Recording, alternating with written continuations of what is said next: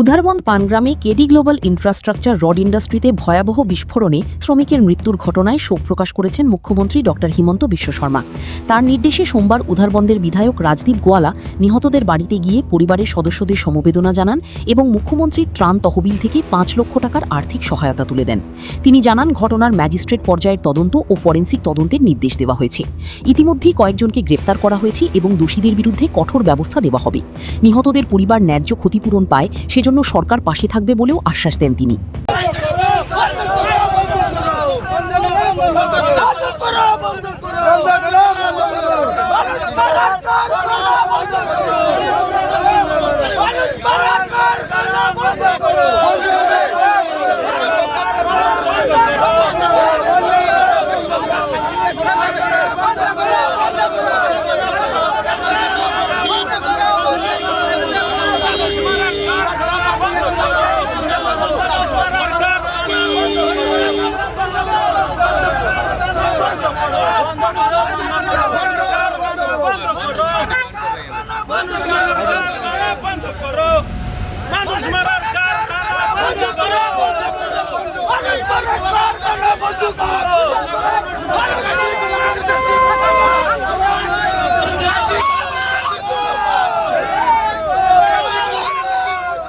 যেটা অঘটন হয়েছে অত্যন্ত বেদনাদায়ক, দুঃখজনক।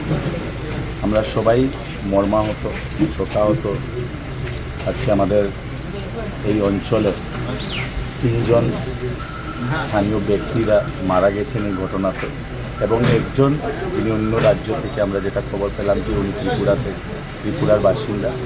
এই 4 জন গতকালকে এই ইন্ডাস্ট্রিতে, এই গ্লোবাল ইন্ডাস্ট্রিতে ওনারা মারা গেলেন। আমি গুয়াহাটিতে ছিলাম, আপনারা সবাই জানেন আমাদের বিধানসভার অধিবেশন চলছে। খবর পাওয়ার সঙ্গে সঙ্গে মাননীয় মুখ্যমন্ত্রীকে আমি এই খবর সম্বন্ধে আমি ওনাকে অবগত করি।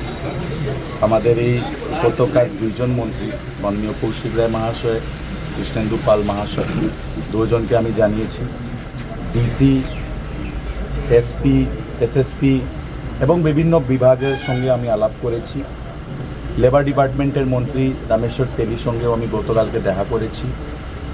এবং এই যে যারা মারা গেছেন ওনাদের পরিবার যেমনি আমরা পাশে থাকতে পারি তার জন্য মাননীয় মুখ্যমন্ত্রী আমাকে নির্দেশ দেন।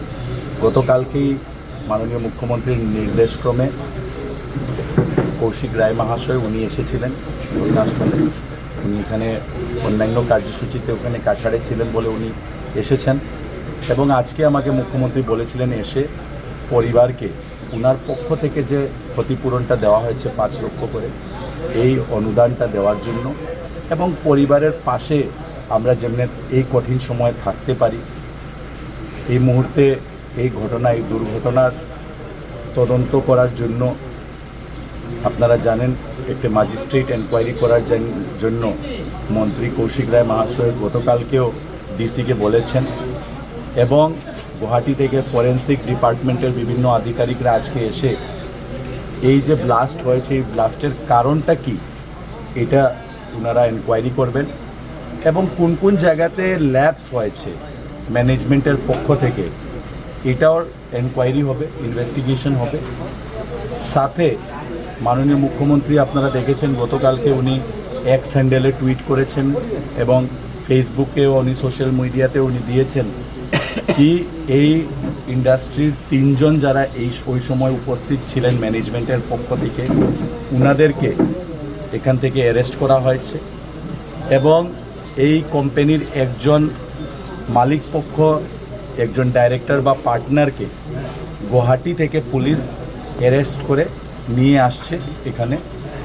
আরেকজন হয়তো মালিক আসামের বাইরে আছেন, হয়তো ওনাকে পুলিশ বলেছে এসে এপিআর হওয়ার জন্য, এবং এই ঘটনার উচিত তদন্তর জন্য এই অঞ্চলের এলাকাবাসীরা দাবি করেছেন, এবং সেটা যেমনি সঠিকভাবে হয় তার জন্য মুখ্যমন্ত্রী অলরেডি ওনার পক্ষ থেকে নির্দেশ দিয়েছেন। আপনারা দেখেছেন ইতিমধ্যে আমাদের ডিসি, এসএসপি, এবং বিভিন্ন labour department, factory department, inspector of factory, অন্যান্য বিভিন্ন বিভাগের যারা আধিকারিকরা এখানে এসে সমস্ত কিছু তদারকি করেছেন এবং আশা করছি এই যারা